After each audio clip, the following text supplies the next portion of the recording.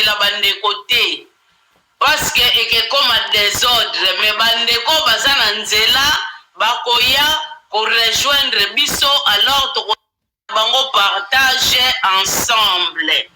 Bongo bandeko nanu na moni kombo te obi oyo na lobi te nzambe boyebake azali komona bino koleka ngutu ngai mutu na mokili nzambe wana akosila kopambola bino pe ya kopesa bino ya ebele oyo eleki ngutu. Merci oyo mama Anne azali kopesa bino. Raison pour laquelle bandeko na ngai lelo tosangani awa ndenge na utaki koloba na bino la fois passée tozali koyekola eloko mosusu te boyebi kala te biso bandimi esengeli to célébrer fête iso ya Jésus Christ. Raison pour laquelle nasilaki koloba na bino bandeko na ngai fête ya ba mama ezali malamu mingi na ko célébrer yango.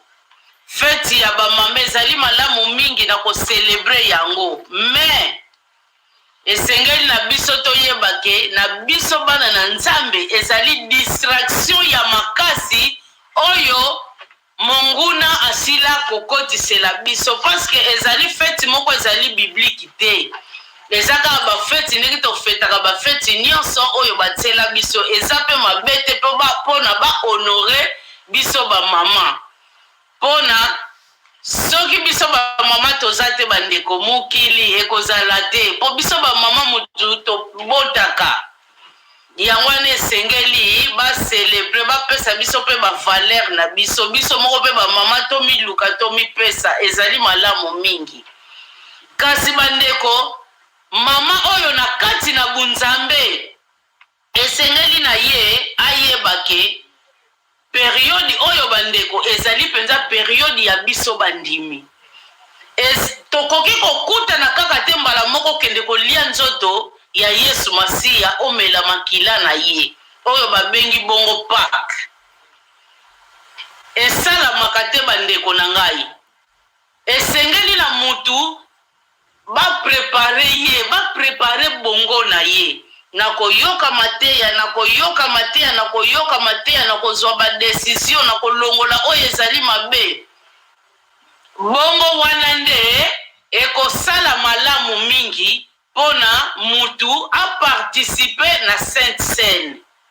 Bandeko kolia nzoto ya Yesu ndenge wana komela makila na ye lolenge wana na mutu oyo conscience ezali kosala te nini oyo azali kosala ezali penza malamu mingi te. Lolenge wana ezali kosepelisa nzambe te pe lolenge wana biso moko tozali koluka ba trouble na kati na bomoi na biso. Raison pour laquelle bandeko mois de mars ya wana topesaka ba enseignement oyo ya Pâques pona na avril to célébrer yango. Boyebi bandeko monguna lolenge nini azali kotambusa mokili. Mbula oye leki olie batu ba célébrer na mois ya avril ba célébrer ki yango na mois ya mars.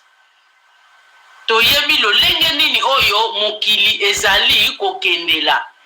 Mais ezali gravité bandeko na ngai biso esengeli na biso ya koloba oyo liloba ezali kosenga na biso bandeko tosala.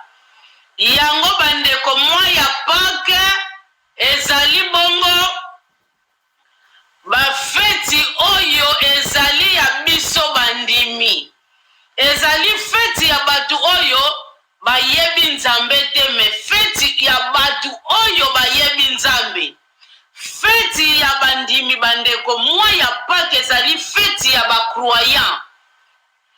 Feti ya ba croyant wana pe bandeko bazali ko fete résurrection ya Jésus Christ.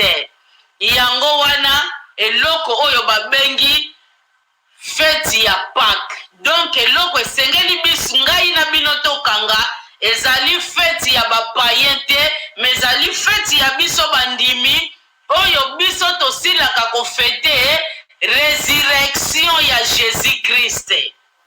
Bongo bandeko na esengeli toyeba kodifferencie eloko oyo babengi fete ya Pâques oyo na anglais balobaka Passover kaka na anglais wana bazali kotiela biso fete ya Easter bandeko na français tolobaka ngo fete ya Esther.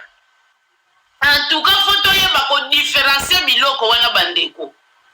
Fete ya Esther bandeko ezali fete ya Pâques te.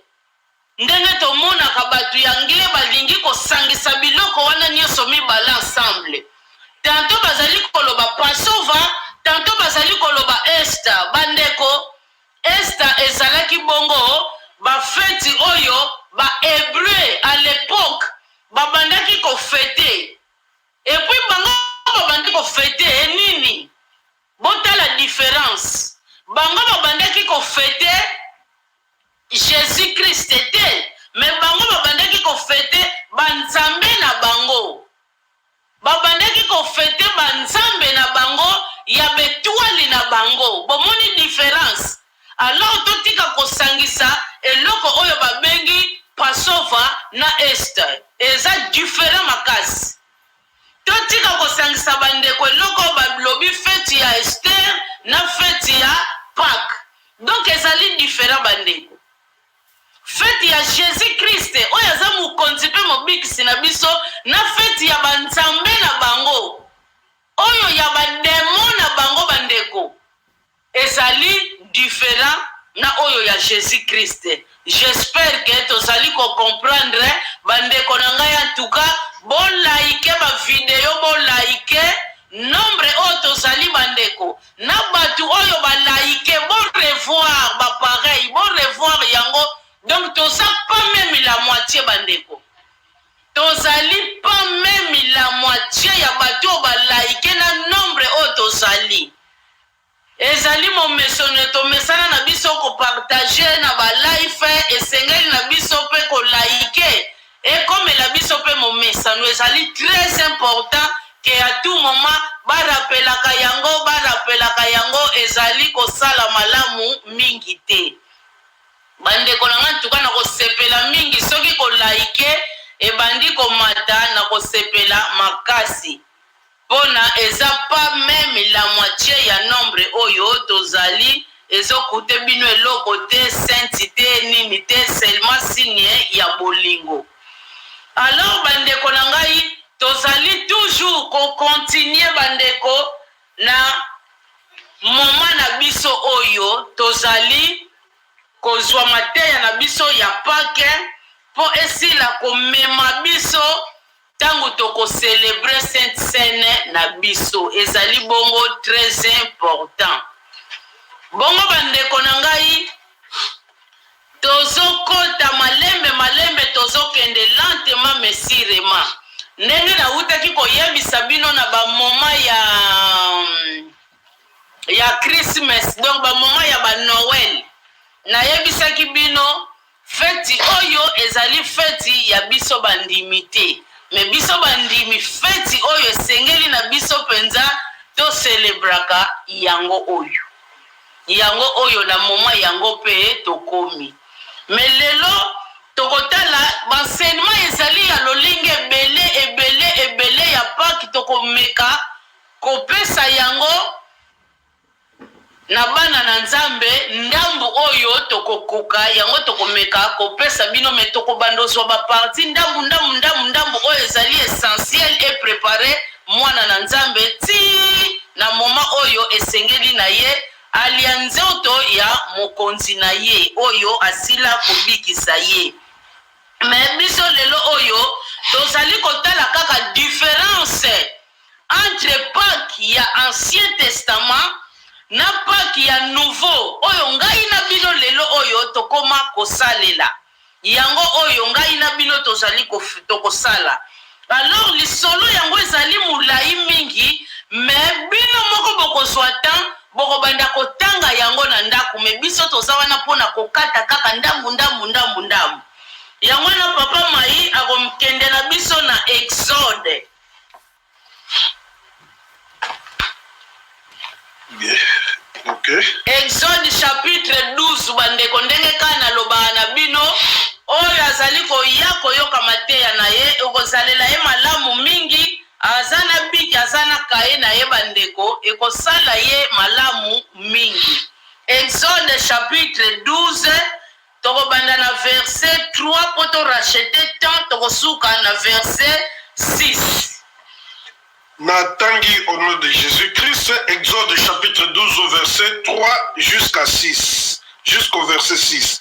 Verset 3, parlez à toute l'assemblée d'Israël et dites, le 10e jour de ce mois, on prendra un agneau pour chaque famille, un agneau pour chaque maison. Si la maison est trop peu nombreuse pour un agneau, on le prendra avec son plus proche voisin selon le nombre de personnes. Vous compterez pour cet agneau d'après ce que chacun peut manger. Verset 5. Ce sera un agneau sans défaut, mâle âgé d'1 an. Vous pourrez prendre un agneau ou un chevreau. Verset 6. Vous le garderez jusqu'au 14e jour de ce mois et toute l'assemblée d'Israël l'immolera entre les deux soirs. Bien. Bandeko na ngai awa tozomona kaka mibeko oyo bapesaki bana ya Israel. Toyebi tina nini oyo bana ya Israel babandaki kosala celebration nini ko célébrer cérémonie oyo. Batu wana bazalaki na mikakatano ya kosakana te. Mupepe ya makasi kosakana te. Oyo biso na tangu ya lelo tozali kaka komona ke biso kaka batu tozali kaka na ba problème.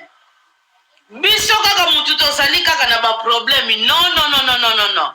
Bandeko batu pe ya kala totangaka na ba histoire tomonaka ebele ya ba problème oyo bango pe basalaki na yango. Alors yango wana Nzambe alingaki ba célébrer paki na bango oyo po yango nezalaki solution bandeko na ba problème na bango oyo bazalaki na yango. Bongo na verset bandeko na ngai na verset 14 bazali kolobelela biso toujours makambo kaka ya paki bandeko tozali ko sauter totangi suka na 6 na verset 14 papa Maï. Vous conserverez les souvenirs de ces jours et vous les célébrerez par une fête en honneur de l'Éternel. Vous les célébrerez comme une loi perpétuelle pour vos descendants. Bien. Awa na 14 balobi nini boko célébrer yango ekozala nini à perpétuité. Donc perpétuel. Donc eloko moko oyo ezosalama continuellement. Oyo ezo revenir. Eza ko revenir. Balobi na biso non tous les jours. Ndenge tomonaka bapai mosusu tobandaka kokende bandeko. Omona na kei na tour ya tongo na kolia yango. Koto bengi communion. Soki na kei na mesa tongo na liango. Lena okesu na oyo après-midi na le. Dimanche o na liango. Dimanche wana pe koleka bandeko na koliango. Donc ekomi na ngone habitude. Eloko moko nazo liaka na ngango tango nyonso. Non. Parole de Dieu lobi na biso bongo te na verset 14 bandeko. Soki to tangi na verset 14 balobi to conserver. Donc idée wana bandeko to conserver yango et puis to salaka yango. Ombomoni ezate ke ekomela biso habitude à tout moment non.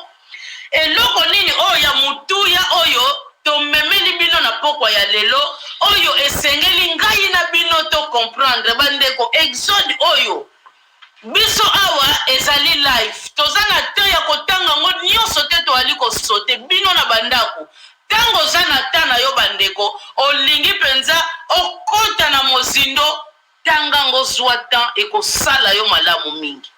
Seulement papa Maï eloko nino tolingi koloba na bana na Nzambe balobi na biso na tokosala yango na 10e jour. deuxième jour wana bandeko yango na utaki koloba tozali komona mokili bazali kaka kobongolaka bamakambo mais soki tolandi na avril tofetaka mois de Pâques entre les 10 style tofetaka Pâques plutôt les 10 style 15 église na église groupe na groupe etiaka dati nango ndenge lingi mais toali ko célébrer yango à partir ya les 10 ti les 15 suka po yango ezali biblique. Alors soki tolongwe lisusu wana tomoni ke kuna balobeleli biso maison bandeko. Alors maison wana soki bato bazali muke bakosangana na ndako mosusu po bazali na bango nombre muke bandeko nyama ezali munene soki pe baza muke koleka bakokozala ta pe bandako misatu ona bandako mosusu omona ezali nano papa mama kaka na mwana moko bamsupe baza na bango kaka papa na mama misusu mutu omona kaka papa na mama misusu mutu omona bana ngo nanu baza mikie bazo comprendre nano eloko te bandeko. Donc c'est un peu ça eloko oyo esengeli toyeba. Alors maison wana na tangu ya kala biso lelo oyo maison na biso ezali bongo nini eloko esengeli sikoyo oyo tozo décortiquer na pokwa ya lelo toyeba. Alors maison wana bandeko ezali bongo notre communion, notre assemblée bapai na biso oyo tosanganaka bandeko yango wana ezali korepresente maison na biso na banza tozali kocomprendre. Alors soki totali kaka na verset totangi nzambe arekomandaki bakamata agneau oyo ezali bongo sans défaut. Alors soki totali sikoyo na nouveau bandeko po totali ndaku na nouveau tomoni yango ezali bongo ba place na biso oyo tozali ko sanganela. Soki totali na ancien temps plutôt balobi bongo un agneau sans défaut. Donc bakamata agneau moko oyo ezali bongo sans défaut bandeko. Agneau donc meme bandeko meme. Oyo abukana te nini te donc sans défaut. Donc akokozala boite te nini te olisu moko ekufa boye non donc sans défaut azata na mabe moko te. Alors soki tomemi yango kote ya nouveau tozali komona Jésus-Christ azalaki bongo sans défaut donc sans péché. Moki confie sans péché. Donc tozali ko comparer mamsu bakoloba tangu ya kale ezalaki boye tangu ya sika ezalaki eza boye ezali bandeko de same ndenge tolobaka na anglais ezali kaka eloko moko metoloba sikoyo biso sikoyo nouveau ekomi donc modernisé plutôt nouveau aye ko meka ko rectifier makambo mosusu. Donc toloba sikoyo ke ko simplifier yango. Donc a simplifier yango. Donc non comme babongisi donc a simplifier pour na to comprendre bien. Totala sikoyo ndenge Jésus alobaki ke ngai na ye ko longola balua te. Jésus alobaki me ngai na ye ko sala nini ko compléter. Donc c'est un peu ça ko bakisa kaka ayaki na ye ko longola te. Donc yango yo bandeko. Donc ani wana oyo meme wana zalaki sans défaut donc Jésus-Christ azalaki sans péché. Eloko esengeli toyeba ngai na bino. Ndenge totangaki lisusu toujours na Exode na biso na chapitre 12 balobeleli biso kuna anio wana nzambe akishishaki bango azala bongo ya mubali. Azala ya mubali tomoni pe lisusu bandeko Jésus abotamaki nani garçon aza mubali bozomona babiloko yango ndenge ezokendela azalaki mwasi te ndenge baexigeki kuna ndenge pe kote oyo esalamelaki. Alors tozali toujours bandeko continue balobi na biso awa agneau wana nzambe exigaki ezala agneau ya une année totali mpe bandeko ministère ya Jésus eduraki combien? Une année. Une année bandeko. Ministère ya Jésus bandeko. Vous comprenez nano eloko te bandeko. Donc c'est un peu ça eloko oyo esengeli toyeba. Alors maison wana na tangu ya kala. Biso lelo oyo maison na biso ezali bongo nini? Eloko esengeli sikoyo oyo tozo décortiquer na pokwa ya lelo toyeba. Alors maison wana bandeko ezali bongo notre communion, notre assemblée. Bapai na biso oyo tosanganaka bandeko. Yango wana ezali ko représenter maison na biso. Na banza tozali ko comprendre. Alors ce que totali kaka na verset totangi Nzambe a recommandaki bakamata agneau. Agneau oyo ezali bongo sans défaut. Alors ce que totali sikoyo na nouveau bandeko.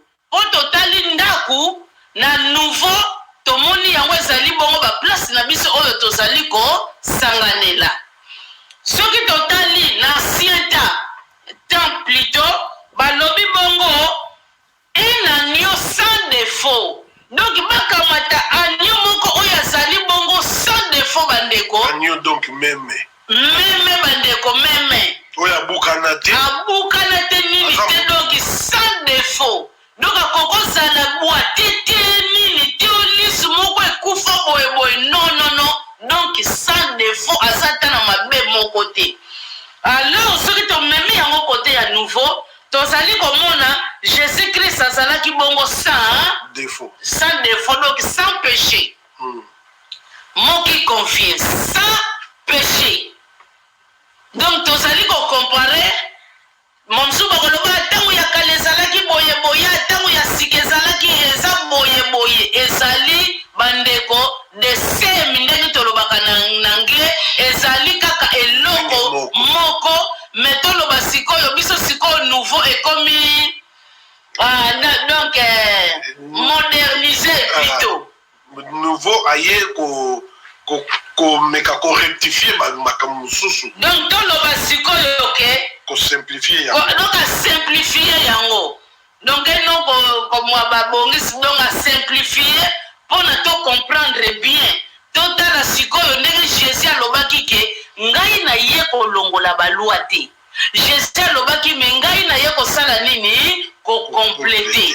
Donc c'est un peu ça ko bakisa kaka ayaki na ye ko longola te. Donc yango yo bandeko.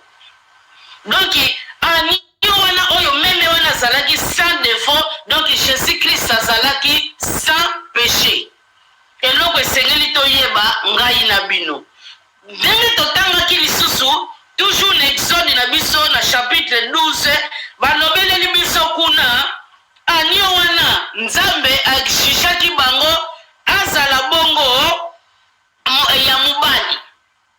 Azala ya mubali tomoni pe lisusu bandeko Jésus abotamaki nani garçon aza mubali.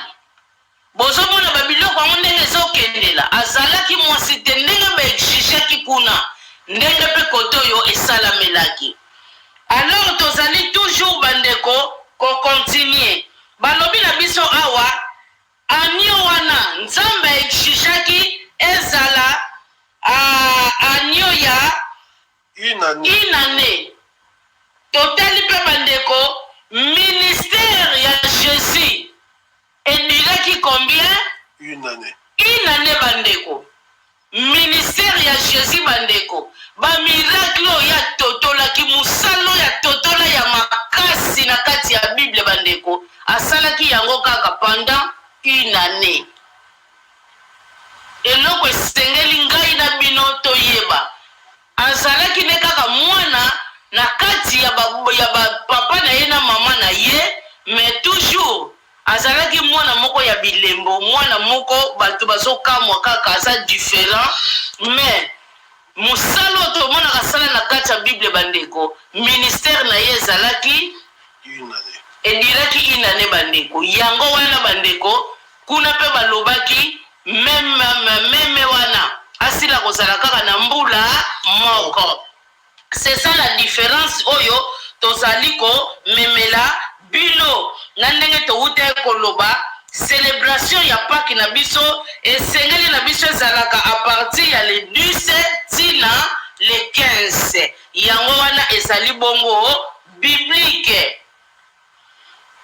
Alors tozali ko continuer ndenge kaka bazito utaki komona esengeli na biso célébration wana ezala bongo bandeko continuelle. Chaque année esengeli to célébraka yango Nzambe alingia bitidi wana te oto zalaki na yango na kala bandeko. À tout moment, chaque jour olingi, chaque semaine olingi, yokendaka kaka kolia yango non ezali biblique te. Eloko oyo esengeli na biso to yebaka. Donc c'est un peu ça bandeko na ngai. Ezali très important. Ezali bongo très important na biso bana ya Nzambe. Alors, tozali kokende bongo na Exode toujours chapitre 12. Sikoyo tokotanga na verset 46. Exode 12, 46. Balobi na biso, on la mangera que dans la maison. Vous n'emporterez point de chair hors de la maison, et vous ne briserez aucun os. Bandeko na ngai, bozomona makambo ngone ezokende. Nani oyo akendaka ameli makila ya Yesu alie nzoto ya Yesu azwi lisusu ndambo amemela bato na ye na ndako te. Esilelaka kaka wana. Esilelaka kaka wana bandeko na ngai. Donc ezali bongo recommandation ya Nzambe. Bokoleli lango kaka wana. Donc yango na pe tomonaka to célébraka kaka wana esukelaka kaka wana. Bongo bandeko na ngai awa balobi na biso lisusu nini? Balobi na biso awa bokoki kobuka mikuwa te. Balobi na biso awa bandeko bokoki kobuka mikuwa na yete na 46. Tokende na Jean chapitre 19. Dans le Nouveau Testament, Jean, ezali Matthieu, Marc, Luc et puis Jean. Jean chapitre 19. 19. Ouais. Verset 32, balobi nini? Jean chapitre 19, verset 32. Les soldats vinrent donc et ils rompirent les jambes au premier, puis à l'autre qui avait été crucifié avec lui. Continuez-il na 36 pour na bandeko ba comprendre koleka. S'étant approché 33, s'étant approché de Jésus et le voyant déjà mort, ils ne lui rompirent pas les jambes. Verset 34, mais un des soldats lui perça les côtés avec une lance et aussitôt il sortit du sang et de l'eau. Verset 35, celui qui la vit en a rendu témoignage et son témoignage est vrai. Et il sait qu'il dit vrai afin que vous croyez aussi. 36, ces choses sont arrivées afin que l'écriture fût accomplie. Aucun de ces os ne sera brisé. Ok, bandeko, bomoni yango, boyebi eza enseignement moko kitoko. Soki penda tozolanda yango avec attention, ou bien oya kozala na tante donc alandi yango après penza malembe kozala malao mingi. Bomoni andenge balobi yango. Kuna balobaki nini mutu moko abuka ata mukuwa te. mutu moko bandeko abuka ta mokuwa te. Me awa pe balobi na biso ke tango basolda bandeko bayaki bakutaki deja Jésus asaliler babuki makolo ya ba oyo bazalaki liboso ya Jésus. Tango bakomaki epai ya Jésus bandeko point wana tokoya lisusu tokoya lisusu beza enseignement lisusu mosusu. Tango bakomi pembeni na ye bamonaki deja Jésus asalaki nini, akufaki babukaki ye makolo na ye te. Balobi nini esilaki ko prophétiser, basilaki ko loba yango avant ke bakobuka mikuwa wana ate. Bozo mona bandeko eloko babengi Pâques oyo ngai na yo tozo célébrer na oyo ya tango ya kala bazo célébrer. Bozo mona ngo babiloko na ndenge ezokendela.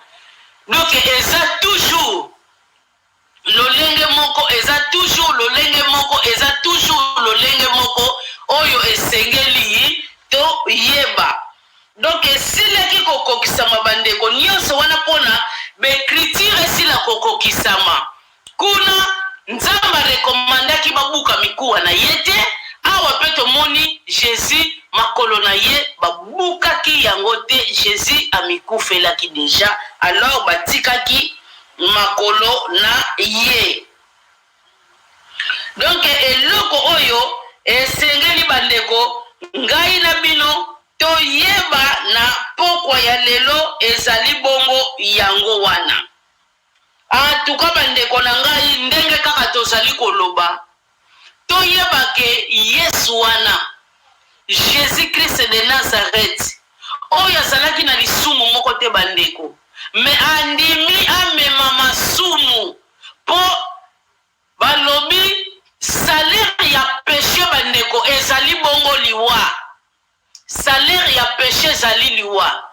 Soki andimaki amemaki masumu bandeko ya ngai na yo te, Jésus wana bandeko nanga akokaki kokufa te. Il a fallu kaka mema masumu ya ngai na yo po Jésus wana asila kokufa. Donc c'est un peu ça bandeko nanga ya mutuya yango wana. Mais ce qui tozali kosala ba partage boye parce que nzamba ligi tokoma pe na connaissance ya parole na ye. Oyeba eloko nini wana oyo babengi Pâques. Oyo esengeli bandeko ngai na yo toyeba. Oyo ezali bongo mwana biso bandeko. Jésus wana amemaki nyonso mpo na yo. Jésus amemaki nyonso mpo na yo bandeko.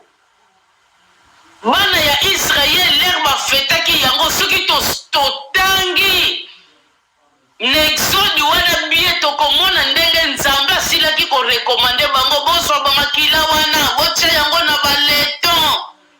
Tangu demo wana kobanda koleka leka komona ka makila wana bandeko akopusa yango tu pembeni ya porte na bino te. Ndeko na ngai bongo yo lelo sila kondima na kombo ya Yesu Masiya. Yo lelo celebraka Sainte Seine. Ndeko na ngai foi sala. Donc foi sala n'impact boko ya kosakana te na kati ya bomoi na yo. Makila oyo bapakolaki na leton bandeko. Yango na Jésus Christ qui est en toi. Jésus yaza na kati na biso bandeko. Ye wana zali elonga na biso. Bana Israël balaki bandeko tango basali séance wana célébration wana bandeko. Donc puissance ya Nzambe bandaki ko couvrir bango na ndenge ya kosakana te. Bongo lelo o bandeko na ngai Jésus wana za na kati na yo. Osali na elonga ndeko na ngai. Elonga ezali na yo bandeko na nyonso tu oyo zali kosala. Elonga bandeko ezali epai na yo. Kokitisaka nini te mutu te. Yeba oyo Nzambe asala na kati na yo. Yeba ozali nani na kati na mokili oyo me bien aimé. Basituation ya mokili elembisa yo te. Bongo bandeko na nga tozokende bongo na Matthieu.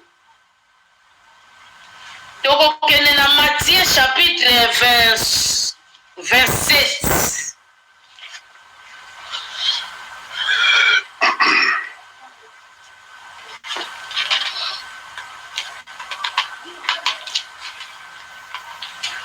Matthieu chapitre 27, verset 44, frère Maï. Les brigands crucifiés avec lui l'insultaient de la même manière. Bien bandeko. Na verset 44 balobi na biso les brigands. Balobi li yango na singulier ou bien na pluriel papa Maï. Eza na pluriel bandeko. Po bazalaki mibale. Ba brigand na balaki mibale. Mibale bandi déjà pluriel. Yango na balobi na biso. Bango babandaki kosala nini ko insulter nani? Jésus. Alors tozali toujours ko continuer. Awa balobi na biso ba brigand wana babandaki ko insulter Jésus. De la même manière. Tozo kende bongo na lik plutôt. Ah bazo lobele la biso les brigands bandeko tokanga les brigands.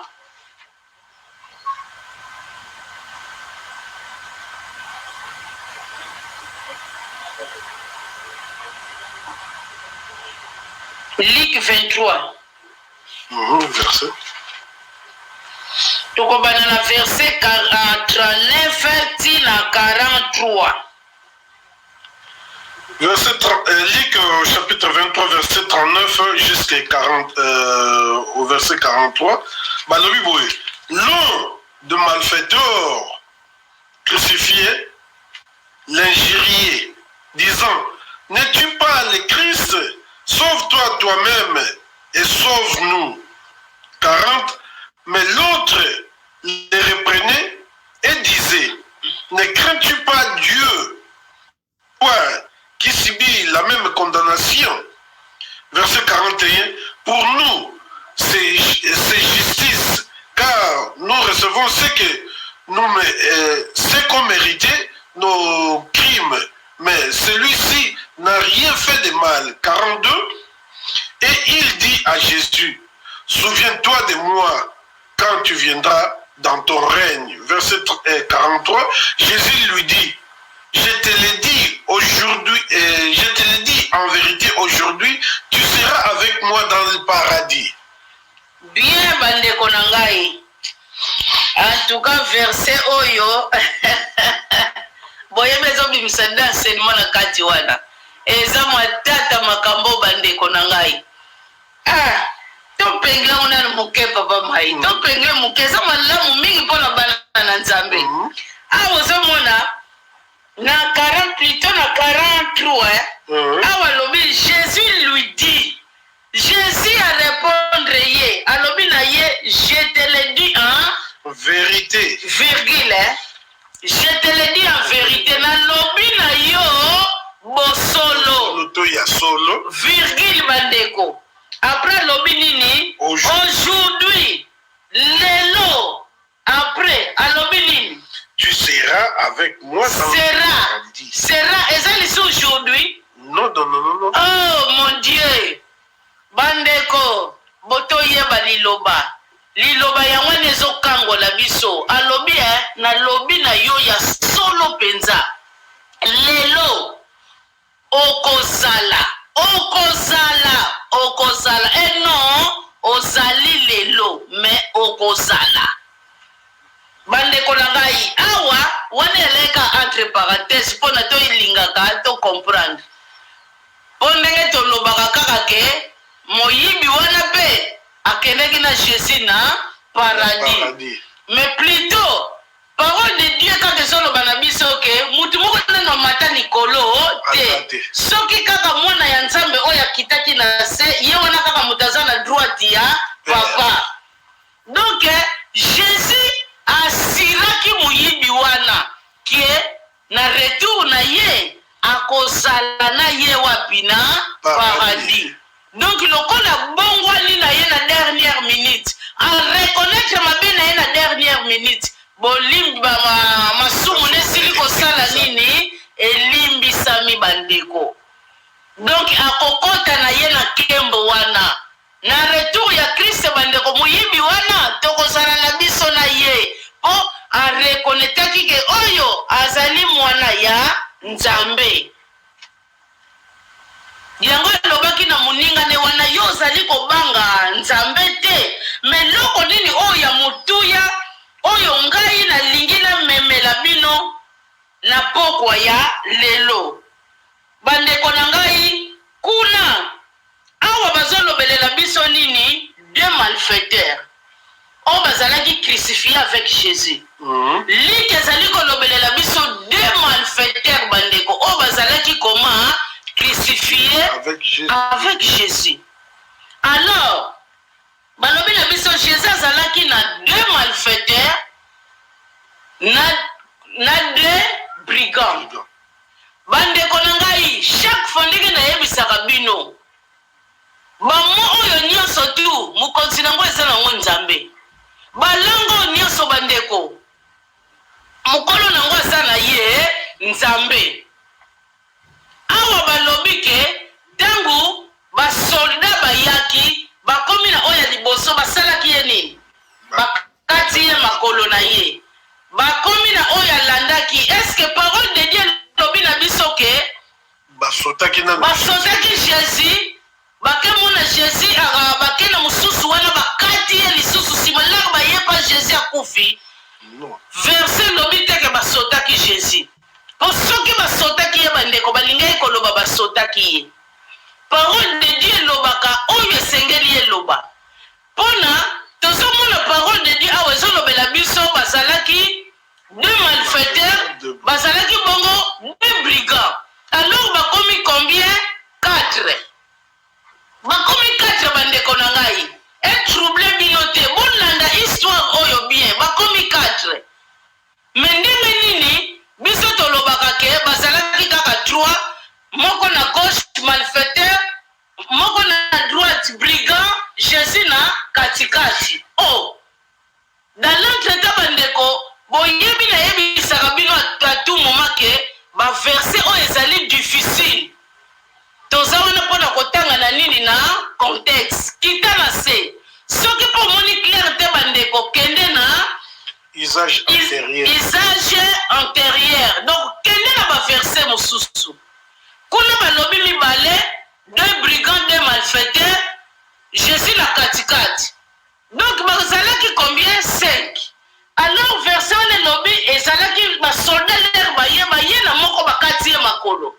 Après bayaki nini na mibale. Après l'air bakomaki pa Jésus bakuti asali nini akufi.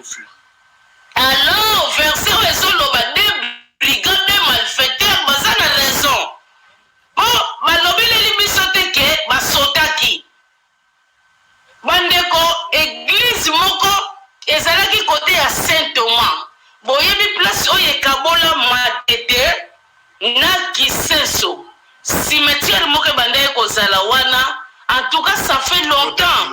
Côté d'Ivoise. Na yebi te cimetière wana ndenge batu babandeki ko kondisa wana basimanda kuna bango komona na ba croix. Na yebi te soke ezalaka kaka na ndimi lisute. Pona lek banda na ya poto en tout cas na lekana susu côté wana te. Na yebite soke ezalaka kaka. Église moko ya bayombe ezalaka kuna. Bandeko na banone quelque. J'étais béni. L'air nezolekana ezalaki mama kaka ya ba célébration malgré batiaki na bango moko muyibi moko na sura ba croix. Batiaki na bango bandeko 5 croix. Mais batiaki Jésus na kati malgré batiaki muyibi moko na gauche moko na Jésus na kati mais ba croix ezalaki combien? 5. Wana lobia na sepeli batu oyo etikali bango kaka mokie ba comprendre na kati na mozindo dans la profondeur ndenge papa maya lobi na biso. Donc etikali kaka mokie po batie penza 4 croix. 5. Matthieu penza plus 4 ya Jésus na katikati. Donc 5. 2 na gauche, 2 na droite. Pas inga na sepela makasi.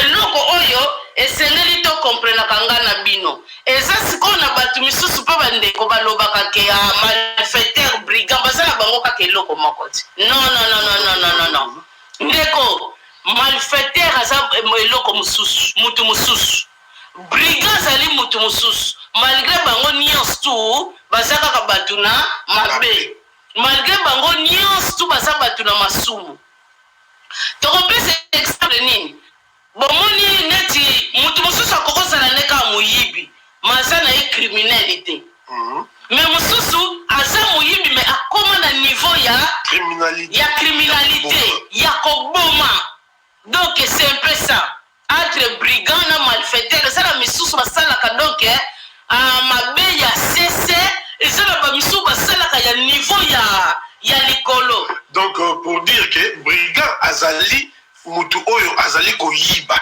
mais malfaiteur aza mutu oyo akoki koyiba mais abomaka donc mutu moko azali répété na mabe kosala mabe donc ye soki aye donc jamais akotika mutu vivant ndenge tozomonaka bakulu na lelo bakulu na soki akoteli yo na ndako ezali mpona a extermine jamais akobimaki boza vivant mpona lobi bokodetecte ye donc ndenge moko me oyo azoyiba nde na nzela bon akoyiba nde akei na ye bolandi akimi na ye donc c'est comme ça bien bandeko na ngai c'est un peu ça donc bango nyonso ndenge touti oloba baza bato na mabe me baza na baniveau na bango alors malfaiteur aza motu mosusu brigand mpe bandeko aza mpe na niveau mosusu ndenge moko bandeko nalingaki koloba lisusu bomonaka neti bajustice na biso ya mokili tomonaka ndenge bakataka bapene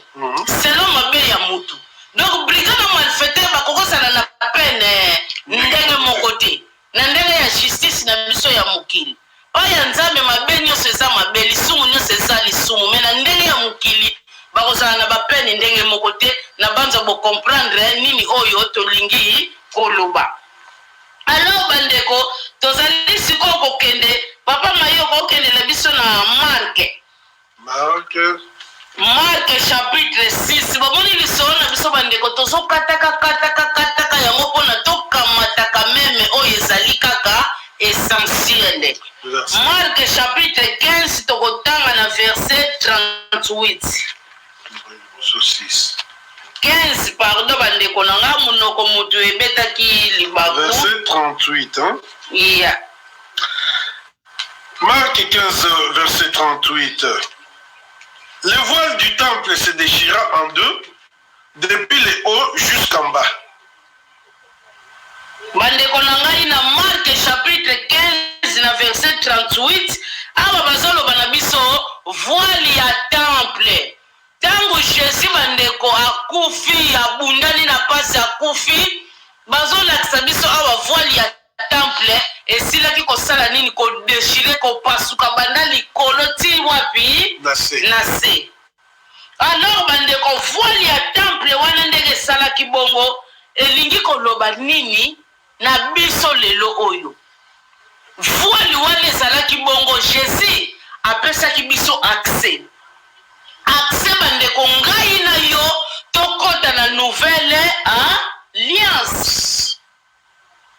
Bomo bezo comprendre ngai na bino bandeko tokota na nouvelle alliance yango wana bandeko signification ya temple wana ndenge e kabwanaki.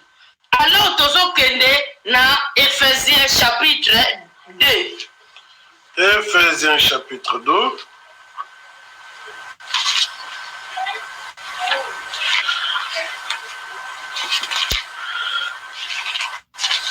Ephésiens chapitre 2, totanga na verset 1, tokokende na 10 mais rapidement. Ok.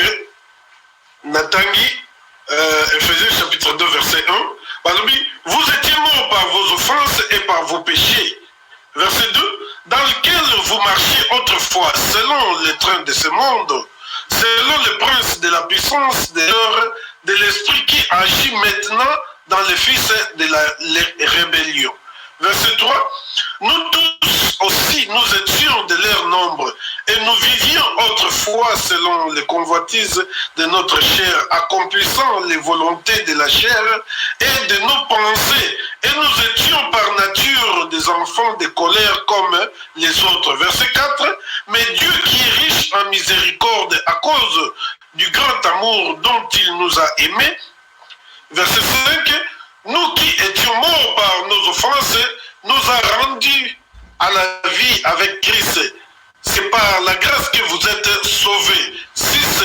Il nous a ressuscités ensemble, nous a fait asseoir ensemble dans les lieux célestes en Jésus-Christ. Verset 7. Afin de montrer dans les siècles à venir l'infinie richesse de sa grâce par sa volonté envers nous en Christ, en Jésus-Christ. Verset 8.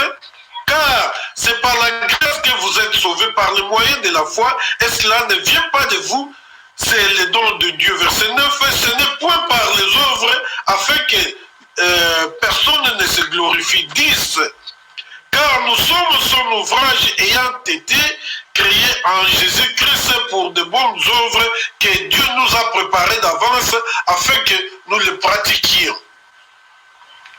Oh, mes bien-aimés, en tout cas, verset oyo ezalaka malamu mingi pona biso bana na Nzambe. C'est ça la nouvelle alliance bandeko. Oyo Jésus asila kokotisa ngai na bino. Donc, tozali kopesa parole epai ya frère Mayi. Bomoni banda to bandaki nazoloba mingi bandeko tozala ba égoïste te. En tout cas nazopesa parole pa ya frère Mayi ona asosolisa biso Ephésiens chapitre 2 oyo na verset 9 à 1 tina 10 dans la généralité ekozala malamu mingi pona ngai na bino. Merci beaucoup.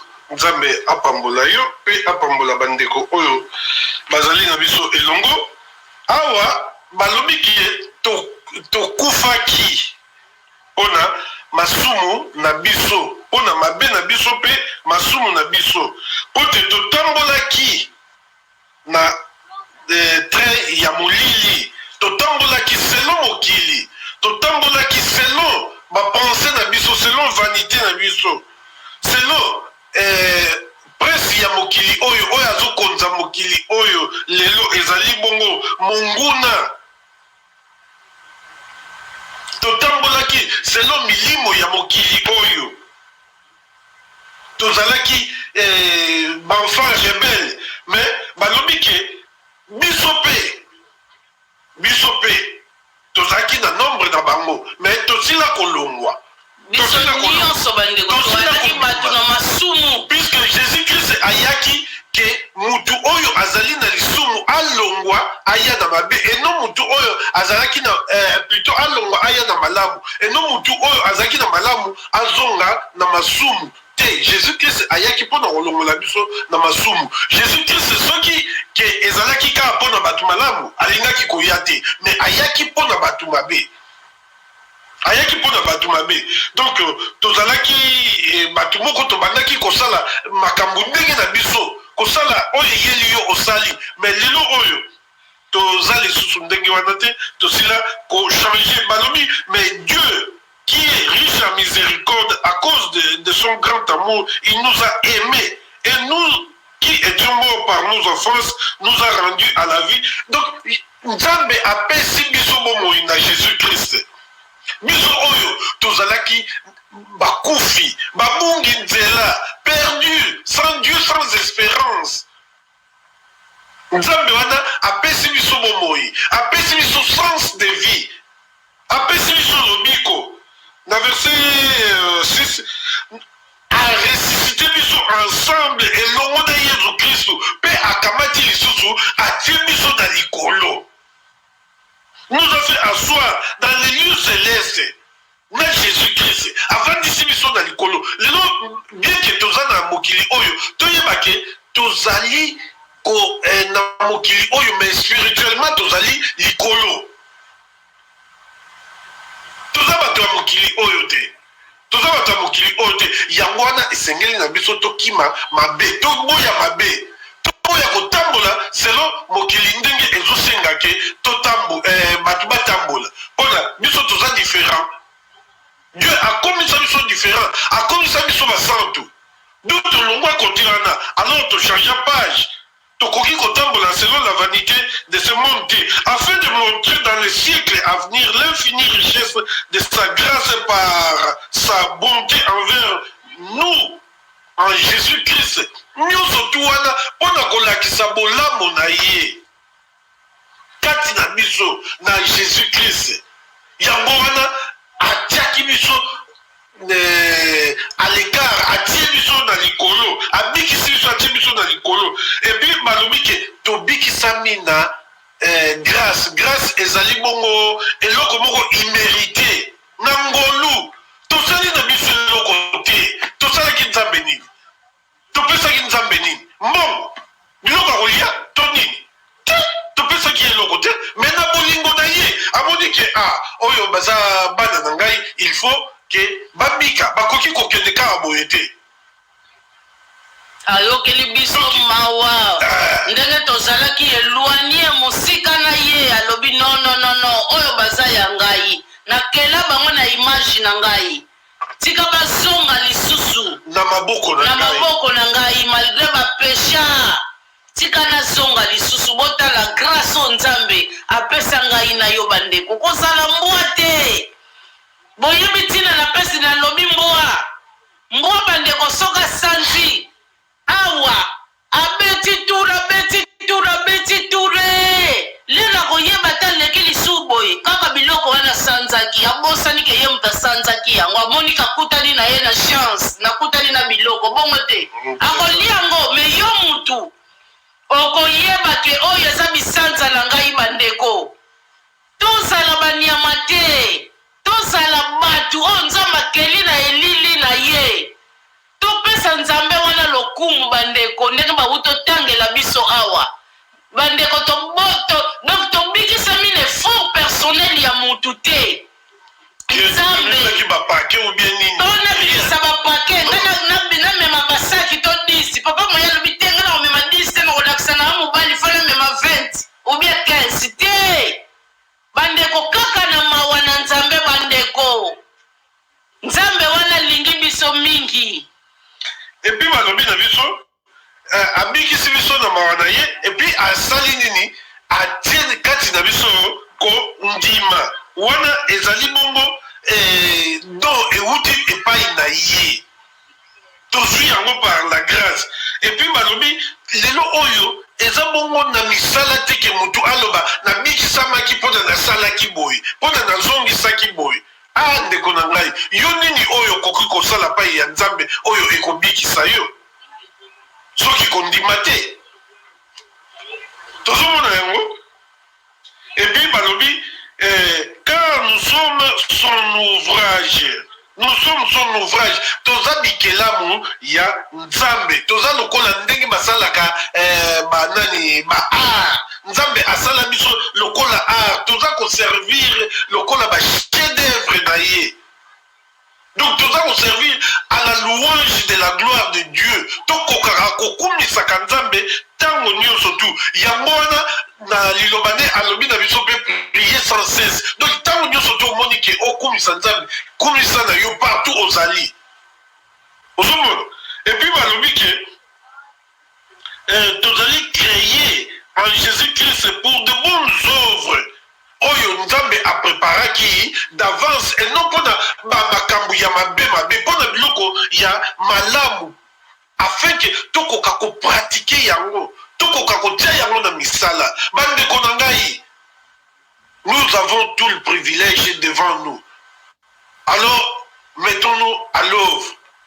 tosala oyo esengeli tosala afin ke tokoka kozala en alignement na nzambe nazongisi lelo bien bandeko na ngai tokokontinuaka malembe ekosala biso malamu makasi boyebi ke baenseignement ya Pâques ezali ebele baverset ezali ebele En tout cas, tokopesaka yango muke ekosala biso malamu mingi. Alors tokokuta na bongo lisu jeudi. Toko continuer toujours l'enseignement na biso ya Pâques ndenge tolobaki parce que Dieu alingi ke to bikisama pe to koma na connaissance ya parole na ye. Raison pour laquelle bandeko tozali ko continuer enseignement na biso pona to koma na connaissance ya parole na ye. Mais loko ya mutuya oyo esengeli toyeba ke ngai na bino Jésus akufa ki pona ngai na yo. Et puis alongola biso place oto zalaki ya potopoto akomisa biso place ya propre bandeko kolinga lisuko songa na potopoto te. Et puis to décortiquer Pâques ya tango kala ndenge babandaki ko célébrer yango na Pâques ya lelo oyo tomoni babiloko nango ezali nini similaire bandeko.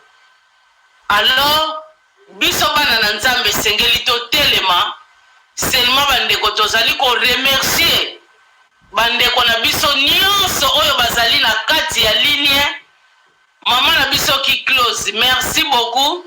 Ya Mode Tunga, merci beaucoup Nzamba leka na komona bino. Ya GG, merci beaucoup Nzambe aleka na komona yo. Ya Psomi Nonateye, merci beaucoup Nzamba leka na komona yo. Ozana Medo, merci beaucoup Nzamba leka na komona yo. Mama na biso Arli, mama na biso Megrabele, David